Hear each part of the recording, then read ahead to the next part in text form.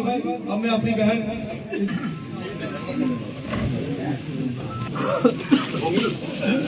जी, वैसे तो आपने देखा होगा कि गत 2-3 वर्षों में हमने एक ये परंपरा शुरू की है, एक क्रम जगह जगह पर जनता दरबार लगाने का, और इस सिलसिले में हम जिला स्तर पर भी बैठे हैं, ब्लॉक स्तर पर भी, पंचायत तक।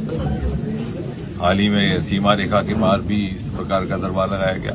तो आज ये सभी साथियों का सुझाव था कि हम कठुआ स्थित बीजेपी कार्यालय के परिसर में ही इस प्रकार के दरबार का आयोजन किया जाए, ताकि हमारे अपने जो कार्यकर्ता हैं, हमारे जो अपने पदाधिकारी हैं, उनको भी अवसर रहे कि वो अपनी अपनी बात रख सके, अपने अपने क्षेत्र के लोगों को जिनके वो प्रतिनिधित्व करते हैं उनको ला सके। तो उसी सिलसिले में आज हम यहाँ बैठे हैं। हमारे साथ यहाँ हमारी अध्यक्ष उपदेश जी हैं, हमारे जिला परिषद के अध्यक्ष कर्नल साहब, उपाध्यक्ष बबलू जी, पंडित प्रेमदास जी, एमएलए साहब, डॉक्टर साहब, और बाकी हमारे सारे के सारे वरिष्ठ नेता इस जिला के हैं। और प्रशासनिक तौर पर ये कठुआ जिला है, लेकिन संगठनात्मक दृष्टि से कठुआ में 2 जिलों की रचना की गई है। जो पहाड़ी जिला जिसमें बसोली और बिलावर भी शामिल है, उसके भी हमारे कुछ प्रतिनिधि यहाँ पर शामिल हैं। ये क्रम इस भावना से शुरू किया गया था कि बहुत सारे ऐसे विषय रहते हैं, क्योंकि इसके ठीक इसके बाद हमारी एक बैठक जिला प्रशासन के साथ रहेगी। तो अलग अलग स्वरूप में इस प्रकार के आयोजन किए जाते हैं। कभी कभी जिला के अधिकारी, अधिकतर जो हमारे बाहर दरबार रहते हैं फील्ड में, उसमें हमारे डीसी साहब और अन्य उच्च अधिकारी साथ बैठते हैं, पुलिस के भी। चूंकि ये बीजेपी कार्यालय में है तो शायद उनका बैठना इस प्रकार से मुनासिब ना रहता, लेकिन इसके तुरंत बाद एक बैठक हमारी जिला प्रशासन के साथ होगी, डीसी साहब के ऑफिस के परिसर में। जो जो यहाँ विषय आएंगे वो वहाँ रखे जाएंगे। बहुत सारे ऐसे विषय होते हैं, क्योंकि हमारे लोग, हमारी जनता, हमारे बहुत सारे ऐसे सज्जन संकोच के कारण बड़े अधिकारियों तक नहीं पहुंच पाते, और पहुंचते हैं तो अपनी बात खुल के रख नहीं पाते। और हम जनप्रतिनिधियों का ये दायित्व रहता है कि हम उनकी आवाज बन करके सही प्रशासनिक स्तर तक पहुंचा सकें। तो कई ये विषय ऑन दी स्पॉट निवारण हो जाता है। अक्सर हमने देखा कि ऑन दी स्पॉट बहुत सारे विषयों का, बहुत सारे इश्यूज का निवारण हो जाता है। जो नहीं होते उसका फॉलो अप करने का एक पद्धति तय की जाती है। जो पिछले विषय आए होते हैं उनका भी अपडेट लेने का एक क्रम रहता है। अब कठुआ को लेकर के आज की स्थिति में उदाहरण के तौर पर एक बहुत बड़ा जो सबके लिए एक प्राथमिकता का विषय है, वो ये है कि अभी जो केंद्र से राशि आई है, बाढ़ से जो क्षति पहुंची थी या फ्लैश फ्लड से, उसके कारण जो यहाँ क्षति पहुंची है मकानों को, सड़कों को, उसके रखरखाव के लिए जिला प्रशासन ने क्या योजना बनाई है, इस बैठक के तुरंत बाद उसका भी जायजा लिया जाएगा। केंद्र की ओर से प्रधानमंत्री मोदी जी के आशीर्वाद से जिस तरह से कठुआ को अनेकों पहले अपनी किस्म के पहले प्रोजेक्ट नसीब हुए, मेडिकल कॉलेज यहाँ पहुंचा, रूसा के तहत यहाँ इंजीनियरिंग कॉलेज पहुंचा, यहाँ वंदे भारत ट्रेन पहुंची, उसी प्रकार यहाँ उत्तर भारत का सबसे पहला होम्योपैथी कॉलेज भी जो सरोटा में, कठुआ में ही निर्माणाधीन है। और उसको लेकर के क्या अपडेट है, जमीन उसकी एक्वायर करने का एक विषय था, वो लगभग हो चुकी है, उसको लेकर के बात होगी। सीड प्रोसेसिंग प्लांट भी उत्तर भारत का सबसे पहले यहीं पर है। हमारा कुछ एक काम थे, जो थाना का पुल था, जो 10 वर्ष से रुका पड़ा था, उसको फिर से काम शुरू किया गया। वहां पर कुछ कॉन्ट्रैक्टर की वजह से विलंब हुआ था, उसकी क्या स्थिति है। और हमारे मेडिकल कॉलेज में टाटा मेमोरियल सेंटर, जिसके साथ मेरा संबंध है, एटॉमिक एनर्जी विभाग के तहत वो काम करता है, उसके सौजन्य से जम्मू कश्मीर में मुझे लगता है कि पहली बार किसी अस्पताल में, कठुआ जो गवर्नमेंट मेडिकल कॉलेज में, कैंसर केयर की व्यवस्था स्थापित की गई थी, डे केयर की। अब हमारा प्रयास भी है और कल्पना भी है कि उसको अगले स्तर पर ले जाकर के रेडिएशन इत्यादि की भी व्यवस्था की जाए।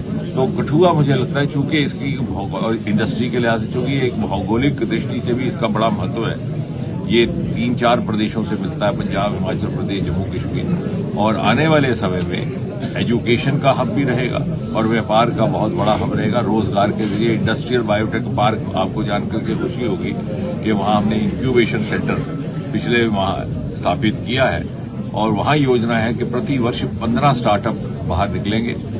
ताकि 5 वर्षों में लगभग 20 से 25 एंटरप्रेन्योर, और हमें उस दिन भी जाकर के वहां देख कर खुशी हुई कि गांव देहात से छोटे छोटे बालक बालिकाएं वहां पर आकर के अपने प्रयोग कर रहे हैं, काम कर रहे हैं। उनको हर तरह की तकनीकी एवं आर्थिक सहायता सरकार की तरफ से उपलब्ध करवाई जा रही है, और एक रोजगार का एक अलग विकल्प सरकारी नौकरी से हट करके उनके सामने आया है। डॉक्टर साहब, जिस तरह से जो एलोकेशन की गई है सेंटर की तरफ से, आपने बताया यही आज के समय में मुख्य समस्या है, लोगों को सड़कों की, घरों की जो टूटा है, क्या देखते हैं कितनी ज्यादा सहायक सिद्ध होगी केंद्र की तरफ से ये राशि? ही सहायक होगी, और मैं ये भी आश्वस्त करवा दूं कि जिस भाव के साथ प्रधानमंत्री मोदी जी ने ये राशि उपलब्ध करवाई है, क्योंकि आपको याद होगा कि ज्यों ही बाढ़ आई थी, प्रधानमंत्री जी उस दिन पंजाब के दौरे पर निकले और तुरंत दिल्ली पहुंचने के बाद उन्होंने हिदायत जारी की कि ये जो सीमा का क्षेत्र है, अंतर्राष्ट्रीय सीमा का, इसके दोनों तरफ, क्योंकि ज्यादा क्षति पहुंची थी उस तरफ सुजानपुर और पठानकोट की तरफ, और इस तरफ हमारे कठुआ, तो इन्हीं क्षेत्रों पर विशेष तवज्जो दी जाए। उसके बाद हमारा यहाँ पर काफी समय तक आना जाना भी रहा, यहाँ के दोनों तरफ के अधिकारियों से बात हुई, उस तरफ के भी और इस तरफ के पंजाब के जम्मू कश्मीर, और उसके उपरांत जो सूची बनाई गई थी प्रशासन के द्वारा क्षति को लेकर के या जो जो नुकसान हुए हैं उसके आधार पर ये एलोकेशन हुआ है, और हमें विश्वास है कि इसका उसी काम में इस्तेमाल होगा जिसके लिए ये निर्धारित की गई है, और ये इस तरह से हो ये सुनिश्चित करने के लिए हम सब सतर्क भी रहेंगे, और डीसी साहब और बाकी अधिकारियों की जवाबदेही भी रहेगी। पिछले दिनों माननीय उपराज्यपाल भी आए थे, उन्होंने भी बताया था कि जल्दी जो है इनके लिए जो है नए निवास स्थान बनाए जाएंगे। तो हमने जिस दिन बाढ़ आई थी, जिस दिन फ्लैश फ्लड हुए थे, उस दिन भी ये बात कह दी थी कि जहां पर, और ये यहां पर लागू नहीं होती क्योंकि किश्तवाड़ तक हुआ है, ये जो लोकसभा क्षेत्र है इसमें सबसे अधिक क्षति पहुंची है। रामगढ़ में 30-40 मकान बह गए थे, जहां जहां बह गए हैं दोबारा बनाए जाएंगे। बल्कि इतना ही नहीं, मैं इसमें ये भी जोड़ दूं, जहां जहां जमीन को नुकसान पहुंचा है वहां अतिरिक्त जमीन या विकल्पित जमीन भी उपलब्ध करवाई जाएगी। डॉक्टर साहब, किसानों का सवाल है, उच्च दरिया के साथ छब्बे का इलाका या फिर दूर जो निचले अपने आंध्र के गांव में हर वर्ष वहां पर भूमि कटाव होता है, किसानों की फसलें तबाह होती हैं।